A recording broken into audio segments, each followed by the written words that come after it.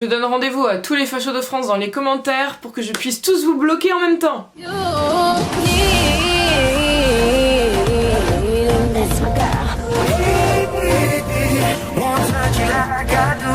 Hello mes poulets! J'espère que tout le monde va bien, merci d'être encore là, merci de m'avoir rejoint si c'est votre première fois. Asseyez-vous, abonnez-vous, on va parler de choses très importantes une fois encore aujourd'hui et j'espère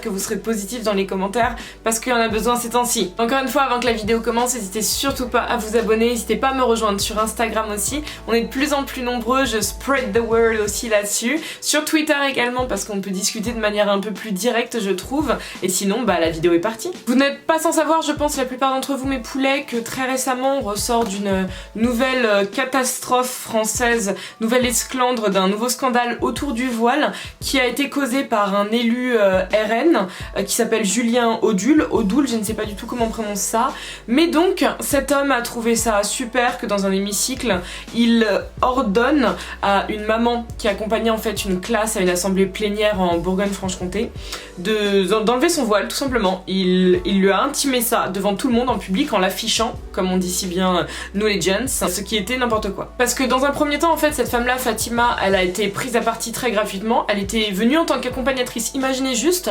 tu prends ton temps sur une journée pour accompagner ton enfant et sa classe pour assister tout simplement à un moment de la vie politique française de leur région et t'es prise à partie parce que tu portes ton voile et on te donne l'ordre de l'enlever alors que je rappelle, je préfère le rappeler, c'est la raison pour laquelle c'est allé loin aussi, il est tout à fait légal de pouvoir porter son voile dans ce genre d'hémicycle. Il n'avait donc absolument pas à le lui dire. Ce qui donc bien sûr a relancé beaucoup de débats parce que vous savez très bien que c'est les choux gras de BFM TV, de CNews, de TF1 et de toutes nos chaînes, parce que dès qu'on peut parler du voile, cracher sur les femmes musulmanes et sur l'islam, tout le monde le fait, c'est le jeu numéro 1 de la France, de toute manière vous le savez. Je reviendrai un peu plus tard dans une vidéo du style pourquoi les Français détestent les musulmans parce que c'est encore plus grave. Là on va vraiment être sur la question du voile et ce qui s'est passé récemment. Donc ce petit malin de Julien Audoul disait qu'il faisait ça au nom des principes de la laïcité, MDR, alors que le mec ne connaît absolument même pas la loi pour savoir tout simplement qu'il a le droit de porter son voile dans cette assemblée là, ce qui est je trouve déjà hyper marrant.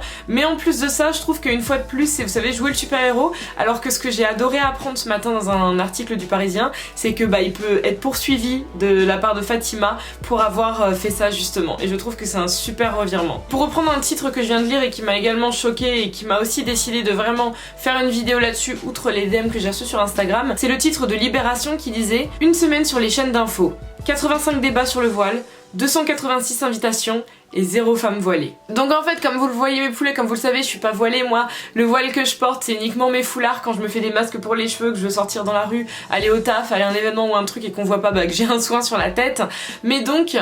c'est des rares moments où je peux ressentir un millième de ce que les femmes musulmanes voilées peuvent elles ressentir aussi, parce que à ce moment-là les gens pensent que je suis uniquement une voilée de plus, et en plus ma couleur de peau bah, veut dire que je suis une étrangère pour la plupart des racistes qui vivent dans ce très beau pays qu'est la France. Et donc je me dis ça doit être quand même un sacré quotidien et un truc vachement dégueulasse à vivre. Et c'est pour ça que j'ai le culot de faire cette vidéo alors que je suis pas voilée, j'ai plusieurs potes voilés, j'ai rencontré tellement de femmes voilées, j'ai pu parler de plein de choses avec plein de femmes voilées. C'est un sujet qui m'intéresse énormément parce que j'aime bien regarder ça d'un œil extérieur, d'avoir mon avis justement sur pas mal de questions. C'est pas encore une fois parole d'évangile ce que je vais vous dire, c'est uniquement mon avis, c'est ma vision des choses. Je vous demanderai d'être positif dans les commentaires, de toute manière toute personne vulgaire, toute personne extrémiste, toute personne étrange sera bloquée et verra son commentaire supprimé, vous pouvez en être sûr. Parce que donc comme je vous disais, je ferai une vidéo un peu plus tard sur pourquoi les Français détestent les musulmans ou pourquoi la France déteste l'islam, parce que ça prend racine il y a un certain temps, il y a des raisons qui sont obscures et que moi je comprends toujours pas, et le voile je trouve c'est l'objet le plus drôle, je mets des énormes guillemets hein, parce que je ris jaune en disant ça, c'est du 45e degré, c'est franchement la représentation la plus drôle de l'islamophobie à la française. Mais juste avant ça je vais faire un tout petit retour sur les différents voiles pour que tout le monde soit au courant de qu'est-ce qui est quoi. Je suis désolée si au niveau de l'accent ça va être pourri, reprenez-moi si vous voulez dans les commentaires, y a pas de souci. Je sais que ma prononciation va pas être top mais voilà, je veux juste faire un petit abécédaire pour que tout le monde sache où on se situe. Nous avons donc dans un premier temps le hijab qui correspond, comme il dit sur ce site, au voile générique. C'est moi ce que je mets, c'est ce que j'attache quand j'ai, comme je vous disais, mes masques sur les cheveux, parce que c'est sur les vidéos YouTube des filles de la modest fashion chaîne, donc les filles voilées musulmanes qui ont lancé leur courant de mode, que je prends les tutos pour apprendre à bien le nouer. Donc le voile générique, qui s'appelle aussi le voile islamique, il couvre donc la tête et les cheveux mais pas le visage. Voilà, c'est celui que vous voyez le plus souvent. Après ça nous avons donc le niqab, qui est lui un voile qui masque l'intégralité du corps, le visage inclus, mais il voile pas les yeux. Il est apparemment beaucoup plus utilisé par les adeptes du salafisme, et c'est ce type de voile qui fait surtout débat en France depuis 2011, même si vous savez, les Français ils aiment trop pousser le bouchon, donc c'est tous les types de voiles qui font débat. Et enfin on a la burqa qui elle est née en Afghanistan apparemment, c'est un voile qui couvre l'intégralité du corps de la femme ainsi que le visage, il y a uniquement une toute petite grille au niveau des yeux pour que la femme puisse voir. Donc en France, depuis la loi du 11 octobre 2010, dans les lieux publics de l'Hexagone, c'est le niqab ainsi que la burqa qui sont interdits. La rue, les transports en commun, les commerces, les hôpitaux, administration, cinéma, blablabla. Mais ce qui fait que le hijab, il y a absolument aucun problème, normalement, dans les textes en tout cas. J'ai bien précisé dans les textes parce que vous savez très bien comment c'est. Quand tu donnes ça à un islamophobe, lui il veut prendre ça. Je vais pas vraiment revenir sur ce texte et sur cette loi de 2010 parce qu'il est vrai que la France depuis 1905, on a édicté une loi sur la laïcité, donc la séparation entre l'église et l'État, vous le savez très bien. Le seul problème, moi c'est le truc qui me... Ah, ça m'énerve un tout petit peu, c'est que en fin de compte, il y a une religion et une seule qui est l'islam pour laquelle on doit tout interdire, que ce soit des prières dans la rue, que ce soit le port d'un voile, que ce soit ceci, que ce soit cela. Mais par contre, quand ça touche au christianisme ou quand ça touche au judaïsme, là c'est vraiment à deux vitesses. Vous avez très bien vu le nombre de fois on a pu voir Manuel Valls, homme politique français, avec une kippa. On a pu voir plein de fois des élus politiques, c'est surtout je sais sur la ville de Nice par exemple, chaque nouveau maire de Nice vient se faire adouber à l'église. Nouveau maire à l'église, séparation, l'État, l'église, où ça? Donc bien sûr, il y en a qui me diront mais Manon, la France elle a un passif qui est judéo-chrétien, blablabla, je suis d'accord. Mais sauf qu'en 1905, tu édictes pas une loi disant qu'il y a une séparation entre ces deux-là, si c'est pour qu'en fin de compte, ils reviennent et qu'il y ait uniquement l'islam qui soit rebooté dans un coin. Moi c'est ça mon gros problème. Parce que pour celles et ceux qui me connaissent, c'est pas que je suis anti-religion ou quoi au caisse, je ne crois pas, je ne pratique pas, j'ai été baptisée, hein. J'ai été baptisée dans la foi chrétienne, j'ai eu ma première communion, j'ai eu ma profession de foi, j'ai eu ma confirmation, j'ai eu tout ce qu'il faut. Tout ce qui me manque comme sacre, c'est le mariage ainsi que la dernière onction, mais ce sera le jour où je vais mourir, donc on évite de parler ça trop vite. Mais donc ce qui fait que j'ai fait mon choix, j'ai tracé ma route et c'est loin des religions, mais par contre j'aime bien regarder tout ça de l'extérieur comme je vous disais, parce que je trouve ça hyper drôle en fin de compte quand tu prônes cette laïcité, mais que cette laïcité elle est propre uniquement à l'islam. Il n'y a que l'islam qui doit être débarrassé du plancher pour que le reste puisse se balader tranquillement en fait. Et c'est ce qui m'a toujours fait de rire en France, et c'est pour ça que je vous précise bien que je suis une fille qui est extérieure à toute religion, comme ça vous allez pas me dire mais Manon ceci, Manon cela, parce que je n'ai mon pied dans aucun de ces plats là en fin de compte. Mais moi quand je vois mes potes musulmans, j'ai des potes de tous horizons, hein, commencez pas à parler, quand je vois mes potes musulmans qui eux souffrent au quotidien, faut le dire, et surtout les filles musulmanes, parce que c'est très bien qu'une femme déjà, dans des lieux publics c'est très difficile d'être une femme et de se sentir safe, mais quand en plus t'es une fille voilée, je vois les regards sur mes potes, je les vois très très bien, je vois les gens qui fixent, je vois les gens qui sont oppressants, je le vois, alors que qu'est-ce qu'elle a? Elle a un bout de tissu en fait sur sa tête. Elle a un bout de tissu. Ça t'amène à poser des questions et à te dire mais est-ce que vraiment la France c'est genre le pays des droits de l'homme, le pays qui laisse tout le monde être frère parce que liberté, égalité, fraternité, ou est-ce que il y a certaines personnes qui seront tout le temps exclues et mises sur le bas-côté parce que c'est ce dont j'ai l'impression depuis un certain temps. Parce que cette haine en fait de l'islam et des musulmans, je veux bien qu'il y ait eu des gens qui un jour aient eu peur de terroristes, qui aient eu peur de ceci, de cela, sauf que là on est dans de l'amalgame pur et dur. T'es pas musulman donc terroriste, ça ne va pas ensemble. Ce sont des personnes qui ont transformé des textes qui sont considérés comme saints à la base, qui en ont pris ce qu'ils voulaient, qui les ont détournés pour selon eux amener un vrai message d'Allah, ce qui est totalement faux. Je le précise encore une fois, c'est totalement faux. Juste penchez-vous sur certains écrits, sur le Coran par exemple, c'est totalement faux, c'est pas ce que tu y retrouves. Et quel que soit le texte saint en question, qu'on soit sur la Bible, sur du Coran ou sur de la Torah, ce sont des textes qui à la base sont sur de la paix et de l'amour, c'est le message principal. Bien sûr, il y a eu des guerres de religion, quelle que soit la religion, je tiens à le préciser, hein, parce que comme ça s'il y en a qui oublient les croisades et tout ça là, que les chrétiens ont fait un peu partout sur la planète, c'était absolument pas des enfants de cœur qui étaient envoyés pour faire des bisous sur la joue des gens. Hein. Mais ce n'est pas le message principal de ces religions dans les textes saints. Quand on arrive au niveau de l'islam, non. musulman ne veut pas dire terroriste, et sauf que le problème des chaînes comme BFM TV par exemple, ou CNews, ou tous les trucs comme ça, bah c'est qu'ils adorent ça, c'est leur chou gras comme je vous le disais, ils adorent parler de ça, ils adorent véhiculer ça. Quand on voit que récemment on a un attentat où t'as un mec qui est sourd-muet mais qui dit Allahu Akbar, enfin bref, vous voyez dans quel climat on vit,